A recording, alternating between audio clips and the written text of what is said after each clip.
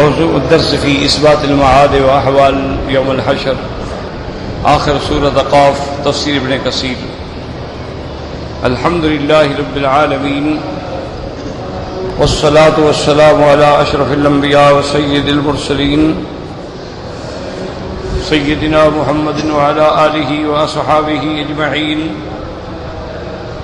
اللهم صل على سيدنا محمد وعلى آل سيدنا محمد كما صليت على إبراهيم وعلى آل إبراهيم في العالمين إنك حميد مجيد. أعوذ بالله من الشيطان الرجيم. بسم الله الرحمن الرحيم. واستمع يوم ينادي المناد من مكان قريب يوم يسمعون الصيحة بالحق ذلك يوم الخروج. إنا نحن نحيي ونميت وإلينا المصير. يوم تشقق الأرض عنهم سراعا ذلك حشر علينا يسير. نحن أعلم بما يقولون وما أنت عليهم بجبار. فذكر بالقرآن من يخاف وعید.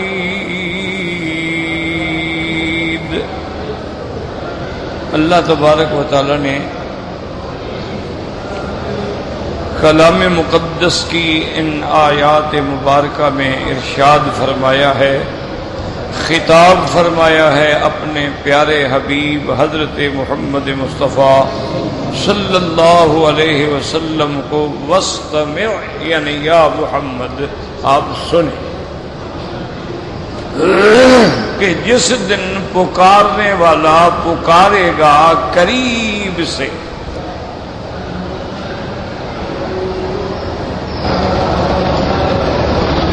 یہ تو الحمدللہ میں نے عرض کر دیا تھا کہ سور پھونکا جائے گا اور دو سور ہوں گے. پہلے سور کے بعد سب فنا ہو جائے، پھر دوسرا سور پھونکا جائے گا تو سب اٹھ کھڑے. ان دونوں کے درمیان میں 40 سال کا فاصلہ ہوگا. یہ بات الحمدللہ ہو گئی. دوسرا اشکال یہ تھا کہ قرآن میں ہے کہ پکارنے والا پکارے گا، اور ادھر ہے کہ سور پھونکا جائے گا، تو اس کا بھی میں نے عرض کر دیا کہ وہی فرشتہ سور بھی پھونکے گا اور ندا بھی دے گا. تو لہذا یہ اشکال بھی الحمدللہ ختم. وہ سور بھی پھونکے گا اور ندا بھی دے گا کہ یا ایتھا العظام البالیہ، وہ سیدھا ہڈی ہو جہاں بھی ہو جٹ کٹھی ہو جائے. اب تیسرا مسئلہ جو اس آیت میں ہے، جس کو دشمنان اسلام، دشمنان دین اور فرق باطلہ جو ہے لوگوں کے ذہن میں شکوک ڈالتے ہیں. یہ ہمیشہ یاد رکھیں، دنیا میں جتنے باطل فرقے ہیں ان کے پاس دلیل نہیں ہوتی. ایک بات ہمیشہ یاد رکھ لیں کہ جتنا دنیا میں باطل فرقے ہیں بس وہ ایک توہمات ہوتے ہیں، تشکیکات ہوتے ہیں، ان کے اپنے اوہام ہوتے ہیں، تخیلات ہوتے ہیں، اپنی طرف سے بنائے ہوئے صغرا کبرا اور نتائج ہوتے ہیں، دلائل نہیں ہوتے. یہ اللہ نے قرآن میں واضح کر دیا، وَمَن يَدْعُ مَعَ اللَّهِ إِلَٰهًا آخَرَ. اللہ نے فرمایا جو میرے سوا کسی غیر کو معبود برحق سمجھ کے پکارتے ہیں، لا برہان لہ بہ، ان کے پاس کوئی دلیل نہیں. اسی طرح دوسری جگہ اللہ فرماتے ہیں ما تعبدون من دونہ الا اسماء سمیتموها انتم وآباؤکم ما انزل اللہ بہا من سلطان. اللہ نے فرمایا یہ جو تم نے نام بنا رکھے ہیں، کوئی لات ہے، کوئی عزا ہے، کوئی منات ہے، کوئی مشکل کشا ہے، کوئی حاجت روا ہے، کوئی غوث اعظم ہے، یہ سب تمہارے نام رکھے ہوئے۔ اللہ نے یہ نام نہیں رکھے ہیں، غوث تو اس کی ذات ہے، اس سے پھر غوث اعظم کون ہو سکتا ہے؟ غوث تو اللہ کی ذات ہے۔ اسی لیے آپ دیکھیں گے آپ کو حرف ملیں گے، یا غیاث المستغیثین اغثنا، یا غیاث اغثنا الیک نستغیث۔ تو یہ تو اللہ کی صفت ہے، کسی بندے کو کہہ دیا جائے کہ وہ غوث اعظم ہے، اور پھر دلائل دیے جائیں، اس لیے اللہ فرماتا ہے یہ تم نے نام رکھے ہیں، ہم نے ان کے لیے کوئی حکم، کوئی دلیل، کوئی برہان نہیں اتارا۔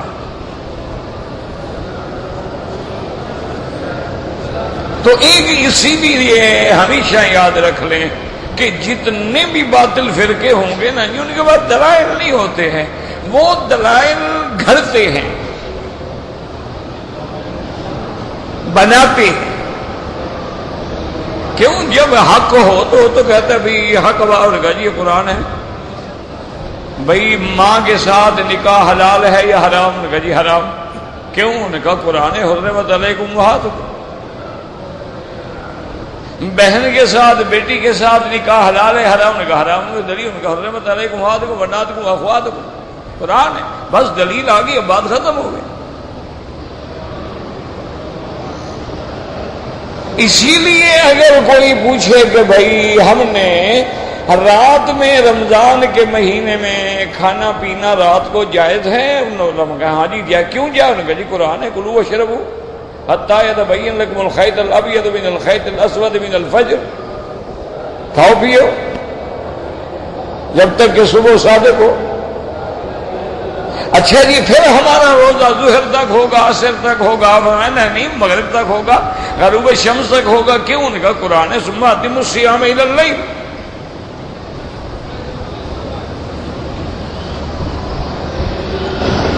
اسی طرح اللہ نے قرآن میں یعنی جو مسئلہ ہوگا، مسئلہ چاہے اعتقاد سے ہو یا احکام سے ہو۔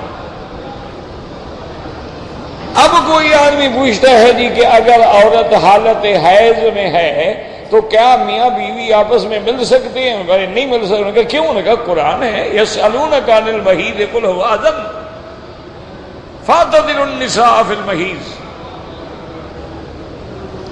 ولا تقربوهن حتى يطهرن۔ اگر اسی طرح کوئی آدمی عقیدے کا مسئلہ پوچھے کہ بھی انبیاء انسان ہے کہ نور ہے، وہ کہے گا بھی قرآن ہے انما انا بشر مثلکم قل سبحان ربی هل كنت الا بشرا رسولا وما ارسلنا قبلك الا رجالا نوحی الیہم۔ قرآن ہے، کھلی دلیل آ گئی، بات ختم ہو گئی۔ اور اگر کسی بات میں قرآن پاک میں دلیل نہیں ہوگی تو پھر فرمان رسول ہے۔ تو فرمان رسول کا معنی یہ ہوتا ہے کہ دراصل ان کو بھی تو اللہ حکم دیتے ہیں، زبان محمد مصطفیٰ کی ہوتی ہے، حکم اللہ دیتے ہیں لیکن زبان میرے مدنی مصطفیٰ کی ہوتی ہے۔ کہ اب ہم کہیں جناب مغرب کی کتنی رکعتیں ہیں تو حضور نے فرمایا 3 رکعتیں ہیں۔ عشاء کی کتنی رکعتیں ہیں؟ 4 رکعتیں ہیں۔ پھر فجر کے فرض کتنی ہیں؟ 2 رکعتیں ہیں۔ پھر ظہر کے کتنی ہیں؟ 4 رکعتیں ہیں۔ عصر کے کتنی ہیں؟ 4 رکعتیں ہیں۔ اچھا جی ہم کب پڑھیں؟ تو حضور پاک نے اول وقت میں بھی نمازیں پڑھ کے دکھلا دی، آخر وقت میں بھی دکھلا دی کہ یہ اول وقت ہے یہ آخر وقت ہے۔ صبح صادق ہو گئی، خلاص اذان ہو گئی، اب نماز فجر کا وقت ہو گیا، یہ اول وقت ہے کہ ابھی اندھیرا کھڑا ہے۔ اور اس کا آخری وقت یہ ہے کہ سورج سے نکلنے سے پہلے پہلے پڑھ لیں۔ اور دونوں فرمان حدیث میں آ گئے اسروا بالفجر کہ صبح جو ہے روشن کر کے پڑھا کرو، فإنها أعظم للأجر، اس کا بہت بڑا ثواب ہے اللہ کے ہاں۔ کیوں؟ جتنی تاخیر ہوگی لوگ زیادہ سے زیادہ جماعت میں شریک ہو جائیں۔ تو اہل حق کے پاس ہمیشہ یاد رکھو کہ عقائد ہیں، احکام ہیں۔ اب کوئی کہے جی کسی نے زنا کیا، انہوں نے کہا جی ٹھیک ہے، زانی کے لیے سزا ہے، کتنی سزا ہے کہ فجردو الزانیۃ والزانی فجردو کل واحد منہما مئۃ جلدۃ، 100 کوڑا مارو ان کو۔ اچھا اب اگر کوئی پوچھے کہ جی زانیہ اور زانی پکڑے گئے، ہم نے کوڑے مارے ہیں، کیا چھپا کے کمرے کے اندر مارے یا ظاہر؟ اللہ نے فرمایا نہیں، فلیشہد عذابہما طائفۃ من المؤمنین، ایمان والوں کی جماعت کے سامنے مارو تاکہ عبرت ہو لوگوں کو۔ اگر چوری مارنا ہے تو فائدہ کیا ہوگا؟ مقصد ہی عبرت دلانا ہے کہ لوگوں کو عبرت ہو، عورت کو بھی مرد کو بھی۔ میرا حشر یہی ہوگا، فکر آئندہ وہ اس جرم سے بچے۔ اچھا جی کسی نے قتل کر دیا، کیا کریں؟ ہمارا قرآن ہے وَلَكُمْ فِي الْقِصَاصِ حَيَاةٌ، اس کا قصاص ہو۔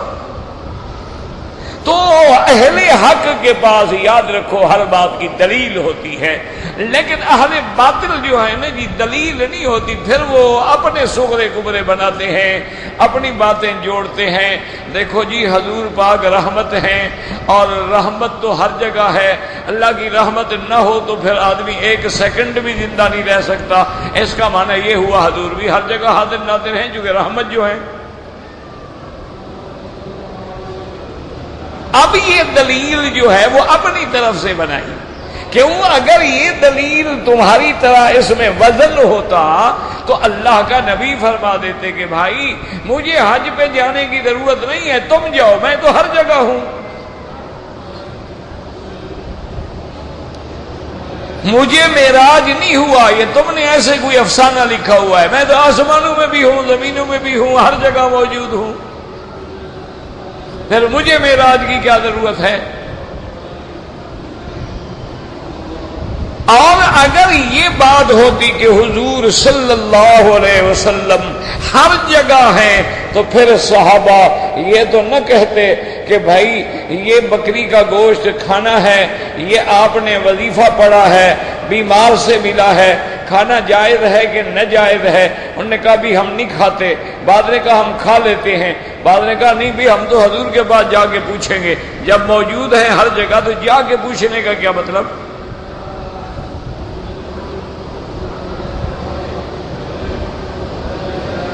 اور قرآن کہتے ہیں میرے مدنی آپ کے گھر کے باہر جو کھڑے ہو کے آپ کو پکار رہے ہیں کہ اخرجی لینا اخرجی لینا، ان الذین ینادونک من وراء الحجرات اکثرهم لا یعقلون، عقل ہی نہیں، بے ادبی ہے کہ میرے نبی کو گھر کے باہر سے کھڑے ہو کے پکارو گے جی باہر آؤ باہر آؤ۔ بھائی کیا کر رہے ہیں؟ صبر کرو، انتظار کرو، جب اپنی مرضی سے حضور آئیں گے تو بات پوچھ لینا۔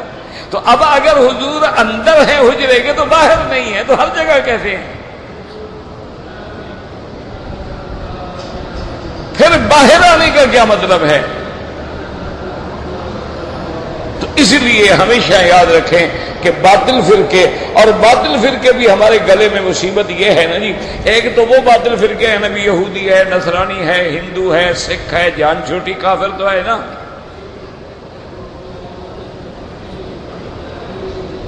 لیکن ایک بڑی مصیبت تو تب ہوتی ہے نا کہ جب ہمارا بھائی ہو، کلمہ بھی پڑھتا ہو، اپنے آپ کو اہل سنت والجماعت بھی کہتا ہو، اور پھر قرآن حدیث کے خلاف باتیں کرے۔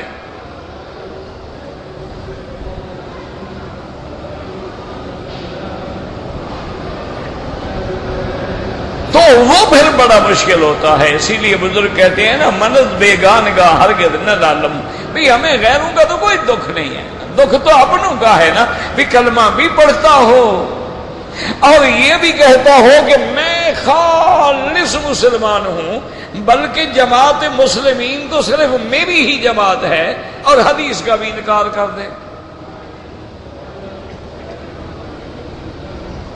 اور بعد ایسے ہیں کہ اہل سنت والجماعت ہیں، بھئی یہ مسئلہ قرآن میں بھی نہیں، اللہ کے بندے حدیث میں، انہوں نے کہا جی ٹھیک ہے قرآن حدیث میں تو نہیں ہے، لیکن ہم نے بزرگوں سے سنا ہے۔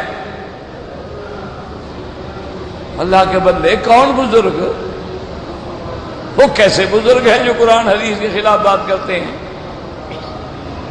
یہ اچھے بزرگ تم نے ڈھونڈ رکھے ہیں، اور جی بزرگوں نے فرمایا ہے، اور جی اللہ کے اولیاء نے لکھا ہے۔ کون بھائی؟ کسی کا نام تو لو۔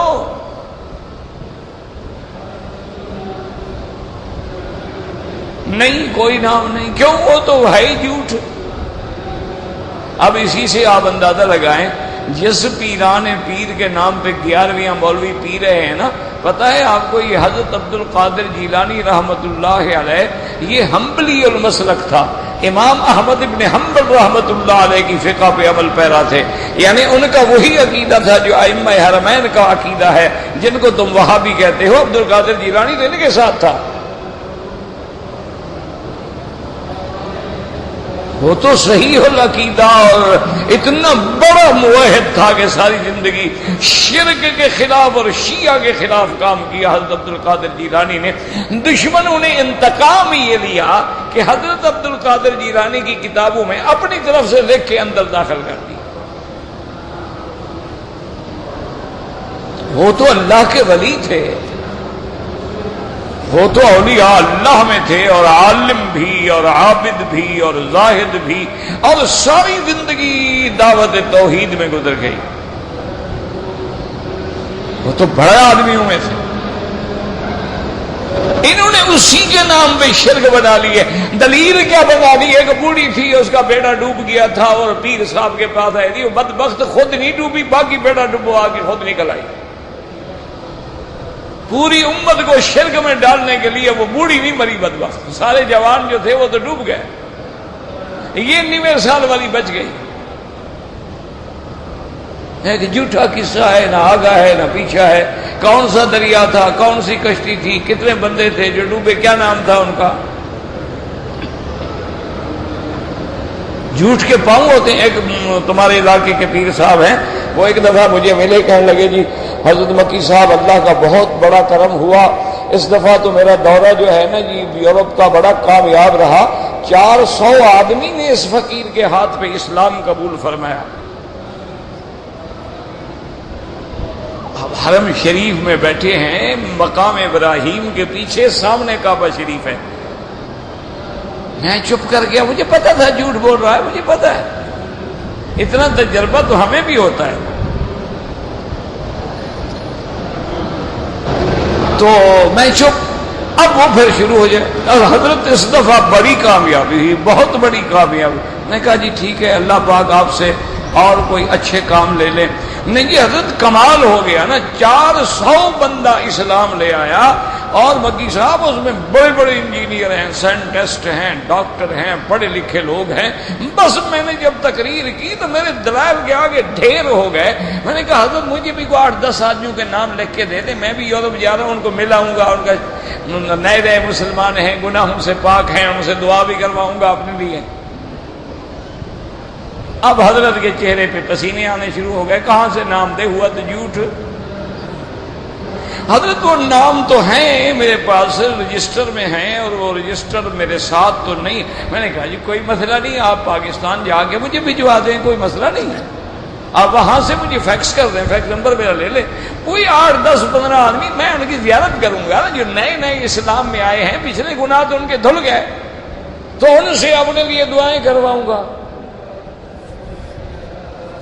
آخر کہنے لگا جی مکی صاحب آپ کو مجھ پہ شک ہے. میں نے کہا مجھے تو آپ کے آباء و اجداد پہ بھی شک ہے، میں تو تیرے باپ کو بھی جانتا ہوں، وہ بھی جھوٹ بولتا تھا. کہتا ہے یار تم میرے دوست ہو، بس میری عزت نہیں کرتے. میں نے کہا یار عزت کی بات ہے، مقام ابراہیم کعبے کے سامنے بیٹھ کے جھوٹ بول رہے ہو. ہاں تم یہ کہتے کہ میں 400 آدمی کو گمراہ کر آیا ہوں تو میں مان لیتا.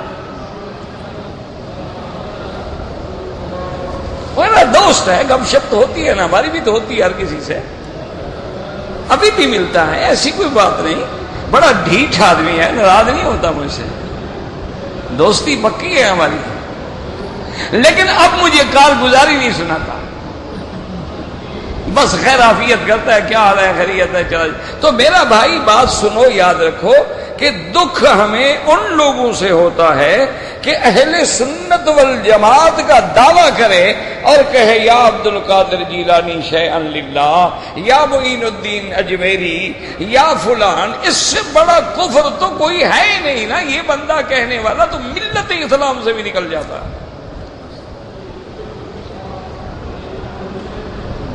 یہ میں نہیں کہتا، یاد رکھو میری کیا حیثیت ہے، میں تو 2 ٹکے کا بندہ بھی نہیں ہوں. قرآن کہتا ہے وَمَنْ أَضَلُّ مِمَّن يَدْعُو مِن دُونِ اللَّهِ. اللہ فرماتا ہے میرے مدنی، اس سے بڑا گم کردہ راہ کون ہے جو مجھے چھوڑ کے غیروں کو پکارے. وَمَنْ أَضَلَّ، ازل کا صیغہ، اس سے بڑا گمراہ کون ہے جو مجھے چھوڑ کے غیروں کو پکارتا ہے. اور جو خالق کو چھوڑ کے مخلوق کو پکارتا ہے، جو مالک کو چھوڑ کے مملوک کو پکارتا ہے، جو مجھے چھوڑ کے میرے بندوں کو پکارتا ہے، جو ان کو پکارتا ہے جو مجھے پکارتے ہیں، اس کو کیا ہو گیا؟ مَن لَّا يَسْتَجِيبُ لَهُ إِلَىٰ يَوْمِ الْقِيَامَةِ وَهُمْ عَن دُعَائِهِمْ غافلون. اللہ نے فرمایا قیامت تک پکارتا رہے، وہ اس کی دعا نہیں پوری کر سکتے. اور دعا پوری کرنا تو بڑی بات ہے، ان کو تو پتہ بھی نہیں کہ کون ہمیں پکار رہا ہے. فَإِذَا حُشِرَ النَّاسُ، اور جس دن حشر ہوگا میں میدان حشر میں سب کو جمع کروں گا، ان پکارنے والوں کو بھی جمع کروں گا، جن کو پکارتے تھے ان کو بھی جمع کروں گا، اور ان سے پوچھوں گا وَكَانُوا بِعِبَادَتِهِمْ كَافِرِينَ. وہ کہیں گے مولا ہم نہیں جانتے کہ یہ ہمیں پکارتے تھے، یہ خود بدبخت ہیں، ہم نے تو کسی کو نہیں کہا کہ ہمیں پکارو.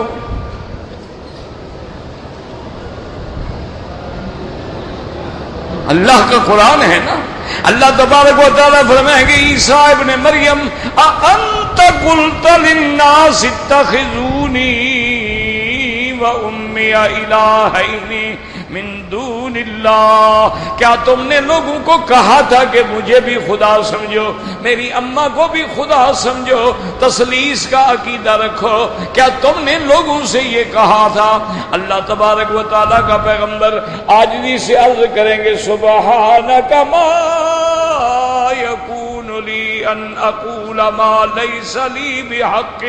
کہے گا پاک ہے تیری ذات میرا مولا، میں وہ بات کیسے کہہ سکتا ہوں جس کا مجھے حق نہیں پہنچتا، میں تو تیرا بندہ ہوں.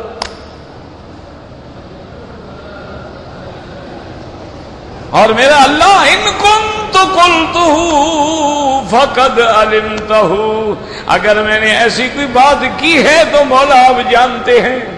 اللہ فرمائیں کہ میں تو جانتا ہوں، لیکن ان ذلیلوں کو رسوا کرنے کے لیے پوچھ رہا ہوں کہ عیسیٰ کو پکارنے والوں سن لو عیسیٰ کیا کہہ رہا ہے. میں تو جانتا ہوں کہ میرے پیغمبروں نے نہیں کہا کہ کوئی میری عبادت کرے، نہ میرے اولیاء اللہ نے کبھی یہ کہا ہے. اولیاء اللہ کا معنی اللہ کے دوست، اچھے دوست ہیں، دوستی اللہ کے ساتھ ہے. کہتے ہیں اللہ کو چھوڑ کے ہمیں پکارا کرو، پھر اس سے بڑی کوئی دشمنی ہے؟ پھر دوستی کیسے ہوئی؟ ولی اللہ کا معنی اللہ کا دوست. اللہ کا دوست اچھا ہے، کہتے ہیں اللہ کو چھوڑو سارے کام میں کر دوں گا، کیا ضرورت ہے وہاں جانے کی؟ تو اس لیے ہمیشہ یاد رکھو کہ باطل فرقے کے پاس دلائل نہیں ہوتے ہیں، جھوٹے ہوتے ہیں. اسی لیے دیکھا نہیں کہ جب نصرانیوں کو میرے مدنی پاک نے، رحمت دو عالم نے، محبوب دو عالم نے، سردار دو جہاں نے جب دعوت دی، فرمایا عیسائیو، عیسیٰ علیہ السلام کو خدا اور خدا کا بیٹا کہنے والوں آ جاؤ، باہر نکلو میدان میں، لے آؤ اپنے بال بچے، لے آؤ اپنی اولادیں، لے آؤ اپنے بیٹے، لے آؤ اپنی بیٹیاں، میں بھی اپنے خاندان کو لے کے میدان میں نکلتے ہیں. نبتہل فنجعل لعنت اللہ علی القاذبین. پھر اللہ سے ہم دعا کرتے ہیں کہ اللہ ہم دو میں جو بھی جھوٹا ہے اس پہ لعنت کر، اس کو ہلاک کر. آؤ نکلو میدان.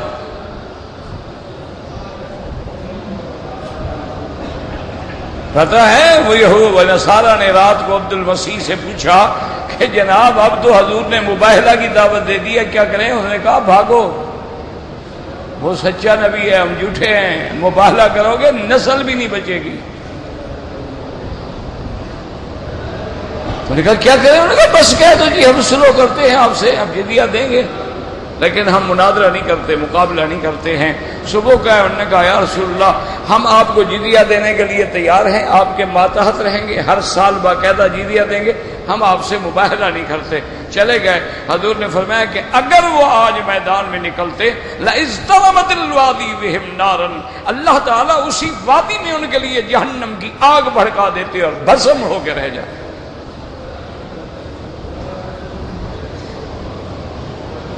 اسی لیے ہمیشہ یاد رکھو کہ ایک اللہ والا پیدا ہوتا ہے توحید کا علمبردار۔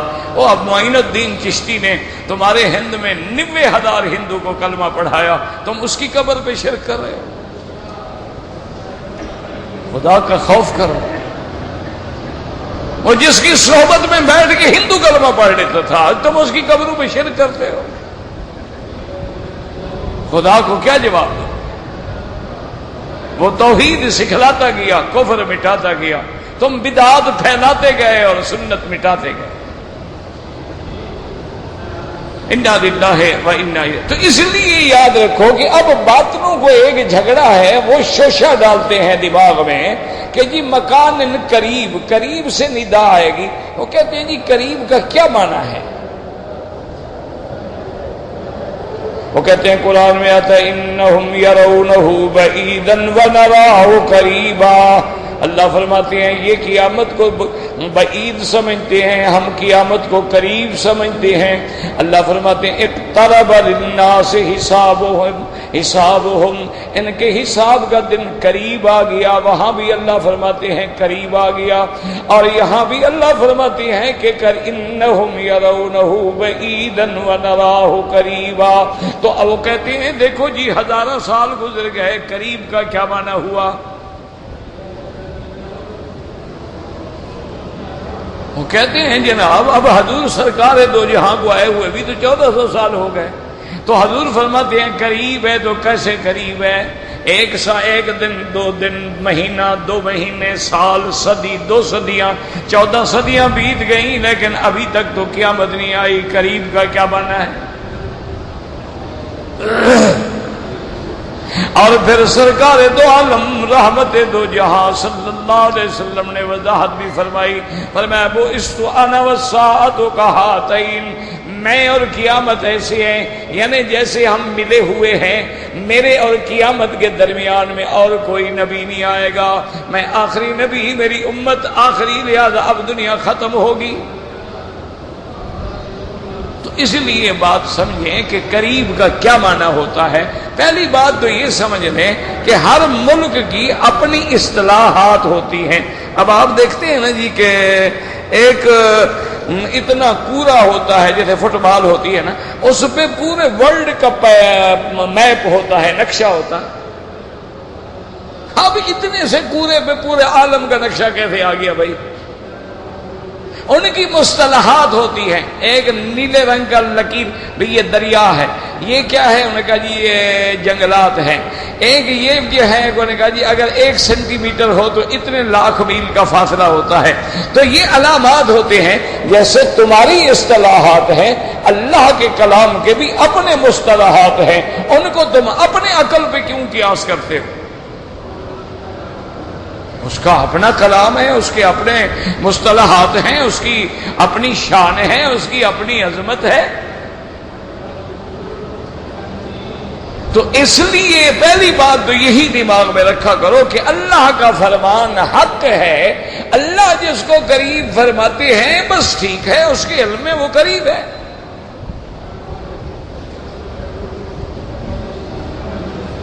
اور دوسرا جواب علماء یہ دیتے ہیں کہ انہم یرونہ بعیدا ونراہ قریبا، وہ کہتے ہیں اس سے قریب بعید قرب اور بعد مراد نہیں، بلکہ اس سے مراد یہ ہے کہ کافروں کے نزدیک قیامت کا ہونا جو ہے وہ ممکن الوقوع نہیں، وہ کہتے ہیں ہو ہی نہیں سکتی قیامت۔ اللہ نے فرمایا نہیں ہو سکتی ہے۔ جیسے کوئی کہتا ہے بھائی یہ تو ناممکن ہے، انہوں نے کہا نہیں ممکن ہے۔ تو وہاں قریب بعید یعنی اس بعد اور قرب کے معنی میں نہیں، قریب کا معنی قابل الوقوع، بعید کا معنی ناقابل الوقوع۔ دوسرا جواب یہ یاد رکھیں، اور تیسرا جواب علماء نے یہ دیا ہے کہ ہر آنے والی چیز قریب ہوتی ہے اور ہر جانے والی چیز جو ہے وہ بعید ہوتی ہے۔ کیا مانا؟ آپ مکے سے نکلے، مدینہ منورہ جا رہے ہیں، اللہ سب کو نصیب فرما دے، مدینہ منورہ جا رہے ہیں تو مدینہ قریب ہو رہا ہے اور مکہ دور ہو رہا ہے، مدینہ آنے والا ہے اور مکہ جا رہا ہے، تو ہر آنے والی چیز جو ہے وہ قریب ہوتی ہے۔ اس لیے کہتے ہیں الساعۃ مقبلۃ والدنیا مدبرۃ، دنیا پیٹھ دے کے جا رہی ہے اور قیامت آ رہی ہے، جب آ رہی ہے تو وہ قریب ہے، جو جا رہی ہے وہ بعید ہے، اس لیے کہا جاتا ہے قریب اور بعید۔ اور چوتھی بات علماء نے اور وضاحت کی ہے، انہوں نے کہا کہ قیامت کا جب دن ہوگا، اللہ کا فرشتہ مقام صخرہ پہ کھڑا ہوگا، صخرہ بیت المقدس کے جگہ کے ساتھ ایک مقام ہے، وہاں مسجد صخرہ بھی موجود ہے، اور اسی صخرہ والی جگہ وہ پتھر بھی تھا جہاں حضرت جبریل نے براق کو باندھا تھا، اور یہیں سے پھر حضور پاک معراج پہ تشریف لے گئے تھے۔ علماء کہتے ہیں وہ مقام صخرہ جو ہے وہ ساری دنیا کی جب پیمائش کی جائے تو ہر طرف سے برابر ہے، ہر جگہ کے گویا قریب ہے، اور وہاں فرشتہ ہو کے پکارے گا، تو گویا وہ مکان قریب ہے۔ اور بعض علماء فرماتے ہیں کہ نہیں، اصل بات یہ ہوگی کہ اللہ تبارک و تعالیٰ نے جیسے ابراہیم علیہ السلام کو حکم دیا تھا، ابراہیم میرا گھر بن گیا ہے، اب لوگوں کو حج کے لیے پکارو، حضرت ابراہیم نے عرض کیا مولا آپ کا حکم تو میں تابع ہوں، میں تعمیل کرنے کے لیے حاضر ہوں، لیکن میری آواز کون سنے گا، کہاں تک جائے گی، کہاں سے لوگ حج کرنے آئیں گے؟ اللہ نے فرمایا ابراہیم یہ تیری ذمہ داری نہیں ہے، یہ تو اسباب ہیں، خالق کے اسباب تو میں ہوں، پکارنا تیرا کام ہے، تیری آواز کو پہنچانا تو میرا کام ہے، تمہاری ڈپٹی تو نہیں ہے کہ آواز کیسے پہنچے گی، تم پکارو بس، حکم ہے میرا۔ وَأَذِّن فِي النَّاسِ بِالْحَجِّ يَأْتُوكَ رِجَالًا وَعَلَىٰ كُلِّ ضَامِرٍ یاتین من کل فج عمیق۔ اللہ نے فرمایا اذن، اعلان کرو، حضرت ابراہیم اعلان کر رہے ہیں، اللہ تبارک و تعالی نے حکم دیا ہواؤ میرے ابراہیم کی آواز کو لے کے پوری کائنات میں جہاں جہاں کوئی متنفس ہے پہنچا دو، اگر کوئی بچہ ماں کے پیٹ میں ہے تو اس کو بھی خبر کر دو میرا گھر بن گیا ہے۔ اور پھر روایات میں آتا ہے کہ جو آدمی لبیک ایک دفعہ کہا، اللہ فرمائیں گے تمہیں ایک دفعہ بلاؤں گا، اور جس نے 100 دفعہ کہا لبیک لبیک لبیک، اللہ نے فرمایا جتنے دفعہ تو نے میرے خلیل کو جواب دیا اتنے دفعہ تمہیں گھر لاؤں گا۔ تو اب اللہ نے وہ آواز پہنچا دی۔ اور اسی طرح حضور رحمت دو عالم صلی اللہ علیہ وسلم حج کے موقع پر جب مینا میں آپ نے خطبہ فرمایا ہے تو اس زمانے کے مینا کا تصور کر لو کہ کیا عالم ہوگا، کوئی خیمہ کدھر ہے، کوئی خیمہ کدھر ہے، کوئی خیمہ کدھر ہے۔ صحابہ کہتے ہیں جب حضور نے خطبہ دیا ایسے معلوم ہوتا تھا کہ ہمارے ساتھ کھڑے ہو کے خطبہ دے رہے ہیں، ہم سب سن رہے تھے، ہر آدمی کو آواز پہنچ رہی تھی۔ اسی لیے بعض علماء فرماتے ہیں وَاسْتَمِعْ يَوْمَ يُنَادِ الْمُنَادِ مِن مَّكَانٍ قریب۔ انہوں نے فرمایا اس کا معنی یہ ہے اللہ اپنے فرشتے کی آواز کو اتنی قوت دے دیں گے، اتنی طاقت دے دیں گے، ہر بندہ یہ سمجھے گا کہ میرے کان میں کھڑے ہوئے آواز دے رہا ہے۔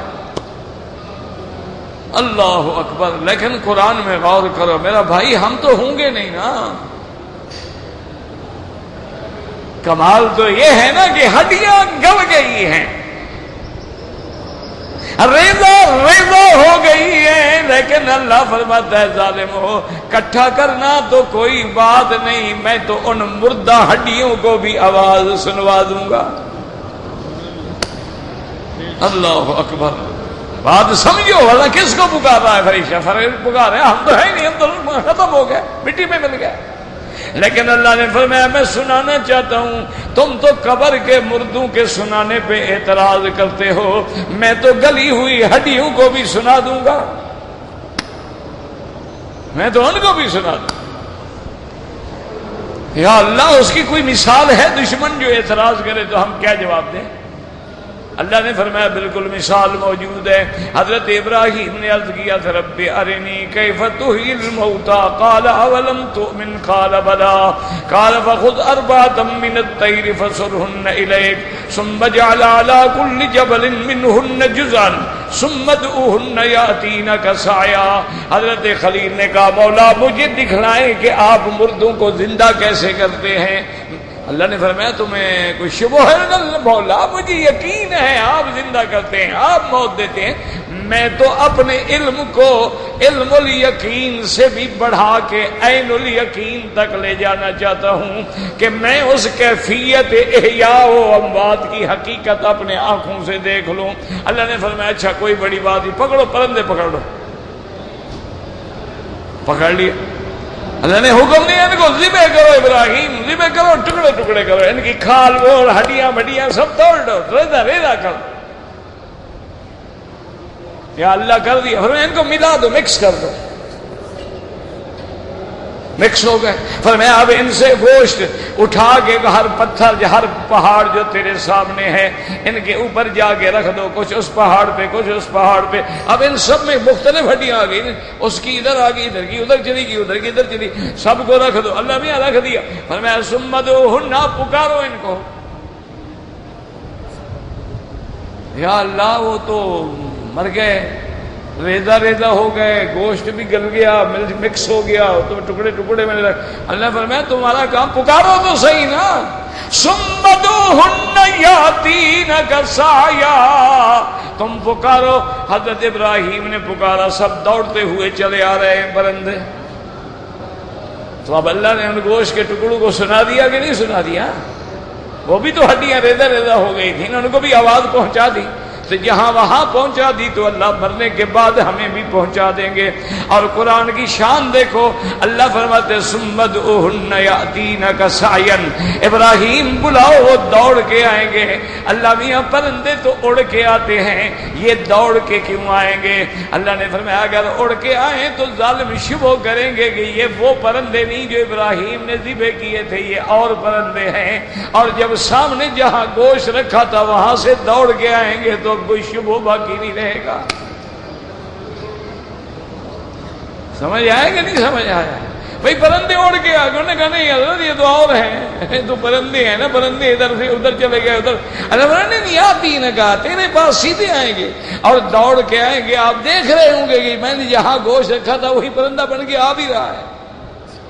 اور آگے اللہ نے فرمایا وَعَلَمْ ابراہیم، جان لو ان اللہ عزیز حکیم، اللہ ہر چیز پہ غالب ہیں اور حکمت والے ہیں۔ اللہ سے دعا کریں اللہ ہمیں بھی صحیح عقیدہ نصیب کریں اور ہر مسلمان کا خاتمہ ایمان پہ فرمائیں۔ جو فوت ہو گئے ان کی قبروں کو باغ جنت بنائیں اور جو زندہ ہیں اللہ ان کی ہدایت کے فیصلے فرمائیں۔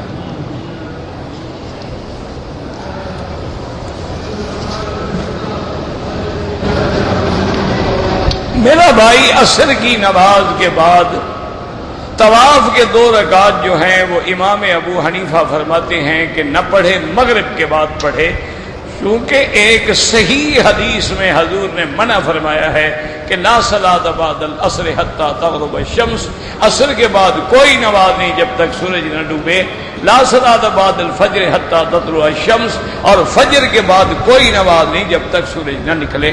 لیکن حنابلہ اور شوافع کہتے ہیں کہ مکے میں گنجائش ہے، باہر نہیں، تو یہ کوئی جھگڑے کی بات نہیں، آپ نے حرم میں رہنا ہے نہ پڑھو، بعد مغرب کے بعد پڑھ لینا، کوئی مجبوری ہے جا رہے ہیں پڑھ کے چلے جاؤ، کون سا کفر اسلام کی جنگ ہے کہ آدمی لڑتا رہے اور ایک دوسرے سے مناظرے کرے اور مقابلے کرے اور جھگڑے کرے۔ مسجد عائشہ سے عمرہ کر سکتے ہیں، کوئی منع نہیں۔ جو آدمی اللہ کے سوا کسی دوسرے کو مشکل کشا سمجھتا ہو کافر ہے۔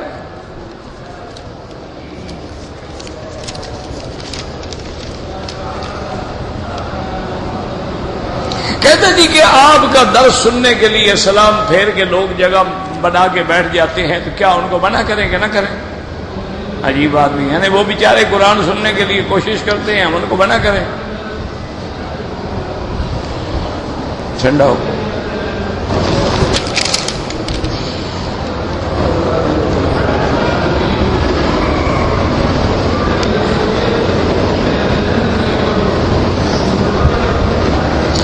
ہم آئے ہیں دبئی سے، رات کو حرم شریف پہنچ گئے، ہم نے طواف رکن یمانی سے شروع کیا، 6 چکر لگائے، 2 رکعت پڑھی، اس کے بعد پھر 1 چکر لگایا۔ میرا بھائی آپ کا طواف ہوا ہی نہیں۔ طواف اگر حجر اسود کے سامنے سے شروع نہ کیا جائے تو طواف ہوتا ہی نہیں، پہلے کرو یا بعد میں کرو طواف نہیں ہوگا، لہذا آپ کا طواف ہوا ہی نہیں۔ جب طواف ہی نہیں ہوا تو پھر عمرہ کیسے ہوا؟ 6 اور 7 کا چکر تو بعد میں ہوگا، آپ کا تو پورا طواف ہی نہیں ہوا۔ اب جناب مہربانی فرما کے عمرہ بھی دہرائیں اور 1 بکری دم بھی ادا کریں۔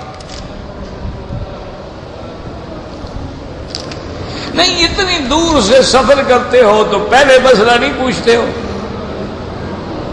دیکھو نا، آدمی کہیں اسی ملک میں جاتا ہے، کٹلاگ پڑھتا ہے، کتابیں پڑھتا ہے، ایئر لائن کہاں ہے، دفتر کہاں ہے، ٹکٹ کہاں ہے، کرایہ کیا ہے، لیموزین کیسے ہے، ٹیکسی کہاں سے چلتی ہے، ٹرین کہاں سے ملے گی، ٹیوب لائن کہاں، ہوٹلوں کے ریٹ کیا ہوں گے، 3 سٹار کیا ہوگا، 4 سٹار، 5 سٹار، 6 سٹار، 7 سٹار کیا ہوگا۔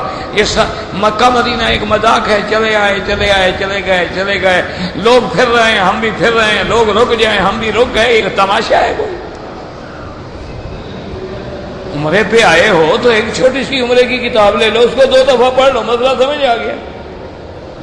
اب تو لوگوں نے، علماء نے اتنی محنت کی ہے باقاعدہ کہ انہوں نے کعبہ شریف کے نشان بھی لگا دیے، مطاف کی حدود بھی لگا دیے، کھڑے ہونے کی علامات بھی لگا دی کہ کہاں kھڑے ہو کے نیت کرو۔ تم پھر بھی نہ پڑھنا چاہو تو ہم کیا کہہ سکتے؟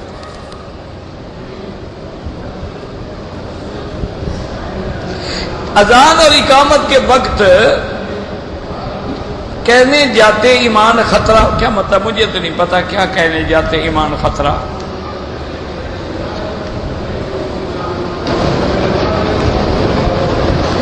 ساری دنیا کے ملکوں میں نکسل، ماؤ، بوڈو، LTT، پتہ نہیں کیا ہے، مجھے تو نہیں پتا کیا لکھا ہے آپ نے، اللہ جانے، پتہ نہیں یہ کون سی زبان ہے بھائی۔ جنات جو ہیں انسان کے تابع ہو سکتے ہیں، تجربہ کر لو، کر کے دیکھ لو، کوشش کرو۔ میرے تابع تو ہے نہیں کہ میں آپ کو بتاؤں۔ اگر آپ کو شوق ہے تابع کرنے کا، زندہ رہے تو انشاءاللہ تابع ہو جائیں گے، ان کے تابع کرنے سے پہلے انشاءاللہ آپ فوت ہو جائیں گے۔ جنات کیوں نہیں تابع ہوتے؟ علماء کے پاس پڑھتے ہیں، مدرسوں میں پڑھتے ہیں، حدیث قرآن پڑھتے ہیں، سرکار 2 جہاں کے بعد آ کے ایمان لائے، صحابی بنے، ان میں محدث ہیں، عالم ہیں، مفسر ہیں، اولیاء اللہ ہیں، بالکل ہوتے ہیں۔ تم نے ان کو تابع کر کے کرنا کیا ہے مجھے یہ بتاؤ، تاکہ پھر میں بھی تمہاری کوئی مدد کروں نا۔ اللہ کے بندے، تم اپنے آپ کو تو تابع کرو، بیوی کو تو تابع کرو، گھر میں جو جن ہے، جو گھر میں تمہارے اپنے جن بھوت ہیں، ان کو تو ٹھیک کرو پہلے، ان جنوں کو تو بعد میں تابع کریں گے۔ عین طلوع ہو رہا ہو سورج تو نماز منع ہے، عین غروب کے وقت منع ہے، عین سورج سر پہ کھڑا ہو تو منع ہے، کیونکہ ان اوقات میں سورج کے پجاری عبادت کرتے ہیں۔ میں آپ کے ہاتھ پہ بیعت کرنا چاہتا ہوں، پھر کام بن گیا ماشاءاللہ۔ میں تو خود گناہگار بدکردار آدمی ہوں، تمہاری بیعت کر کے تم اپنے آپ کو اور خراب کرنا چاہتے ہو۔ کسی اللہ والے کی بیعت کرو، میرے جیسے بدکار آدمی کی بیعت کا کیا فائدہ؟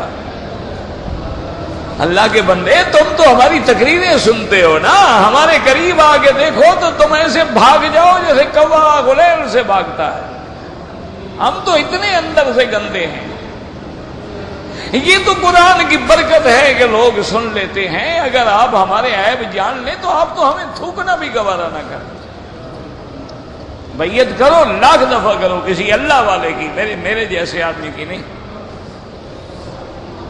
میں اللہ کے اسماء حسنہ کی تسبیح کرتا ہوں، بالکل ٹھیک ہے، تو اللہ کا حکم ہے کہ مجھے میرے اسماء کے ساتھ پکارو، للہ الاسماء الحسنى فادعوہ بہا، بالکل کیا کرو، بلکہ 99 نام کٹھے پڑھ کے دعا کرو تب بھی مرضی ہے، اور ایک ایک دو نام پہ محنت کرو، یا اللہ یا رحمان یا رحیم یا حی یا قیوم یا ذی الجلال والاکرام یا الہی الہنا الہ کل شیء، تو بالکل تو بڑی اچھی بات۔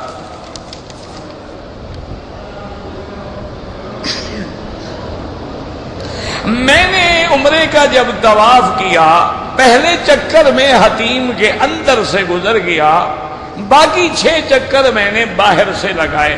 بہرحال آپ پر دم تو کوئی نہیں پڑی، لیکن احتیاطاً آپ دوبارہ طواف اس نیت سے کر لیں کہ یا اللہ اس طواف میں جو غلطی ہوئی تھی اس کے بدلے میں طواف کر رہا ہوں۔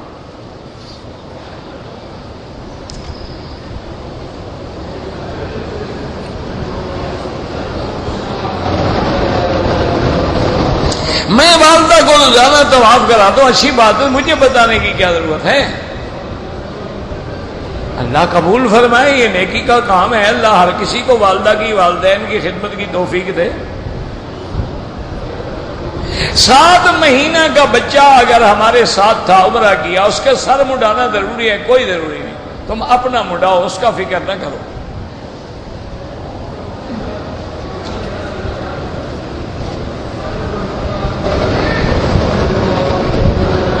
ہمارے بڑے بھائی نے جو کمائی کرتا تھا، والد کو پیسے دیتا تھا، تو والد نے جو زمین خریدی ہے، اب ان کے مرنے کے بعد اگر اس نے پیسہ کما کے والد کو مالک بنا دیا تھا تو اب سب میں برابر تقسیم ہوگی۔ اگر اس نے والد کو دیا تھا کہ آپ اپنے پاس امانت رکھیں یا میرے لیے جائیداد خریدیں، پھر والد نے زیادتی کر کے اپنے نام کرا لی تو وہ جائیداد آپ کے بھائی کی ہے۔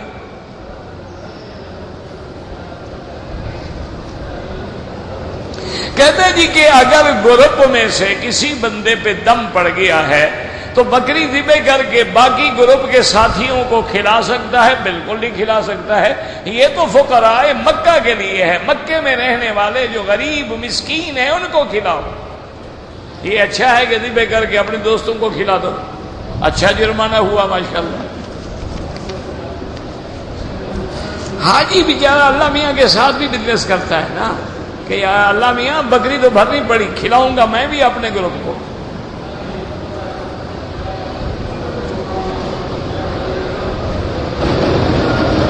کہتے جی کہ ایک آدمی ظالم ہے، ایک قاتل ہے، اپنے کیے پہ پشیمان بھی نہیں ہے، تو وہ جانے، خدا جانے، تمہیں ہمیں کیا جھگڑے میں پڑنے کی ضرورت ہے؟ اللہ توبہ کی توفیق دے۔ حجر اسود گناہ چوس نہیں لیتا ہے، گناہوں کی وجہ سے سیاہ ہو گیا ہے کہ ہم بد کرداروں نے بوسے دیے تو اس کو سیاہ کر دیا۔ یہ تھوڑا ہے گناہ چوس لیتا ہے وہ پاک ہو گیا۔ اپنے خاندان کے لیے عمرہ کرنا چاہتے ہیں، والد ایک کے لیے ایک۔ کہتے جی کہ اب ہوٹلوں میں جو ہے کموڈ لگے ہوئے ہیں تو میں کیا کروں، میں توڑ دوں؟ نہیں، آخر مجھے بھی تو بتاؤ نا، میں مستری کا کام کرتا ہوں یا میرا ٹھیکہ ہے؟ ہوٹل والوں سے شکایت کرو کہ بابا جہاں کموڈ لگاتے ہو دوسری کرسی بھی لگا دو تاکہ جو آدمی جو چاہے استعمال کرے۔ اب دیکھو نا، جیسے مریض، مجھے گھٹنوں میں تکلیف ہے، میں ماں سوائے کموڈ کے استعمال ہی نہیں کر سکتا، میں مجبور ہوں۔ تو اس لیے بہرحال یہ آپ ہوٹل والوں سے بات کریں۔ کہتے جی ہمارے ہاں جو بڑی چھوٹی گیارہویاں کرتے ہیں اور اہل بدعت ہیں، تبلیغی جماعت والے کے بارے میں کیا رائے ہے؟ بڑی آسان بات ہے، آپ ایسا کریں کہ 40 دن کے لیے ان کے ساتھ چلے جائیں، ان کے ہر کام پہ نظر رکھیں، جہاں جہاں وہ برا کام کریں ان کو روک دیں، اور جہاں اچھا کام کریں وہ آپ دیکھتے جائیں، پتہ لگ جائے گا۔ رائے خود قائم کر لینا کہ بھی لوگوں کو یہ ڈاکہ سکھاتے ہیں، چوری سکھاتے ہیں، کیا کرتے ہیں۔ ان کے ساتھ ملنے سے آدمی بدماش بن جاتا ہے یا شریف بن جاتا ہے، بے نماز ہوتا ہے یا نمازی ہو جاتا ہے۔ تو آپ کو خود پتا جائے گا. ساتھ چل کے رائے قائم کرو. جب تک ساتھ نہیں چلو گے رائے قائم کیسے کرو گے؟ ایسا کرو پہلے 3 دن لگا لو، پھر 7 دن لگا لو، آہستہ آہستہ رائے پختہ ہوتی جائے گی. 40 دن کے بعد فیصلہ کر لینا بھی یہ غلط ہے یا صحیح ہے.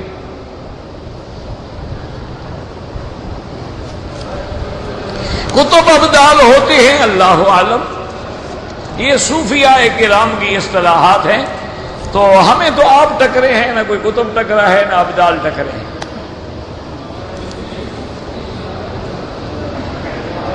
آج کی موت میں شہید کی موت، جو اللہ کے راستے میں بڑے شہید ہے، جو مبتون ہے شہید ہے، پیٹ کی بیماری والا شہید ہے، کسی دیوار کے نیچے آ کے مرنے والا شہید ہے، غرق ہونے والا شہید ہے، اچانک مرنے والا شہید ہے، مظلوم اپنے گھر میں بیٹھے ہوئے کو مار ڈالو شہید ہے بیچارہ کسی. اور وہ لوگ جو اللہ کے لیے جہاد کر رہے ہیں وہ شہید ہے.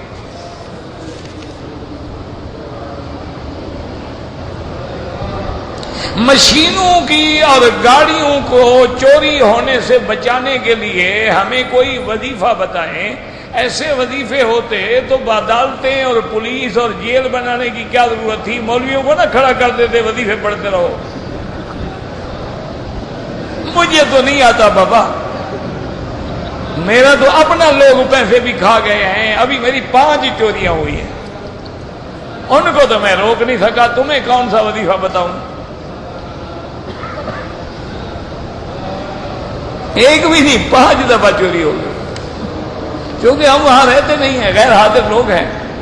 پیچھے جس کو موقع ملا اس نے دھاڑا مار لیا. مسلمانوں کے امیر المومنین کون ہے؟ ہر آدمی امیر المومنین ہے آج کل. ایک تو ہو نہیں سکتا نا، ہر ملک میں الگ ہوگا نا. تو جب اسلامی قانون ہی نہیں تو امیر المومنین کس کو؟ یہاں امیر المومنین ہیں جو یہاں کے بادشاہ.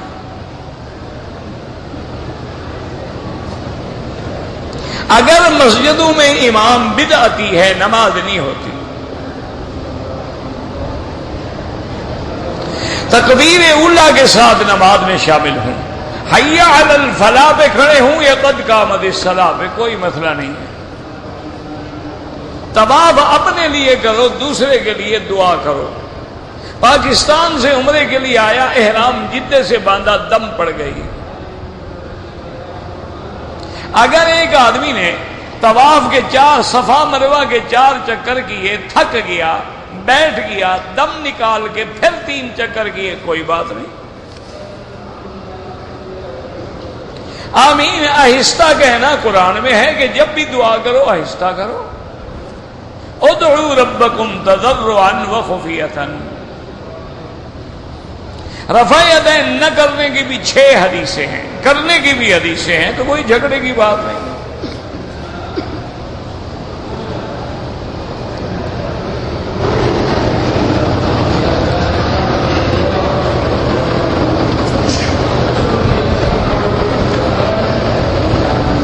یہ ٹھیک ہے جی. اللہم صلی علی محمد النبی الامی وعلی آلہ وسلم تسلیما، یہ درود ٹھیک ہے.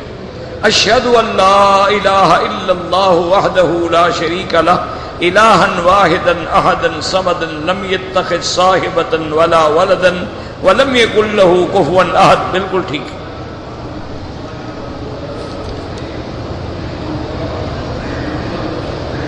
پوری امت مسلمہ کو ثواب پہنچانے دعا کر لو. اللہم اغفر لجمیع المسلمین والمسلمات والمؤمنین والمؤمنات الاحیاء منہم والاموات. سب کو ہو گیا. حضور کی والدہ نے کس نبی کا کلمہ پڑھا تھا؟ ان کے زمانے میں نبی تھا ہی نہیں، تو کس کا کلمہ پڑھتے ہیں؟ وہ تو سرکار دو عالم اور سیدنا عیسیٰ علیہ السلام کے درمیان میں 600 سال کا فاصلہ ہے. یہ زمانہ فترت ہے. 600 سال میں کوئی نبی نہیں.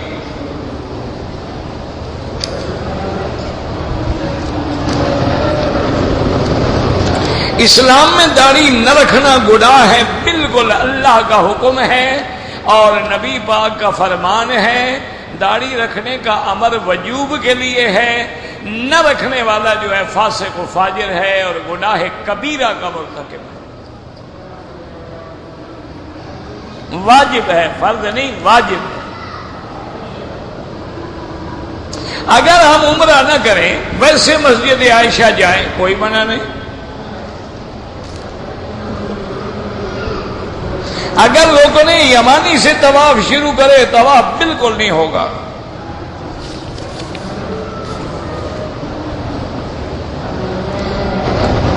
اگر آپ کی بچی پر جادو ہے، میں تو جادو وغیرہ کے معاملے میں بالکل کچھ نہیں جانتا.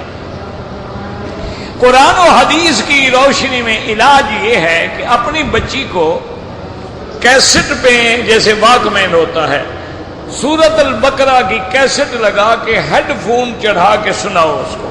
انشاءاللہ 4 5 6 دن اگر جادو ہے جن ہے سب ٹھیک ہو جائے گا. مجھے ملنے کا فائدہ نہیں، نہ میں کبھی جادو نکالنا جانتا ہوں نہ جنات اتارنے جانتا ہوں. میرا بھائی جو لوگ زندہ ہیں ان کے لیے دعا کرو کہ اللہ ان کو عمرہ نصیب کرے.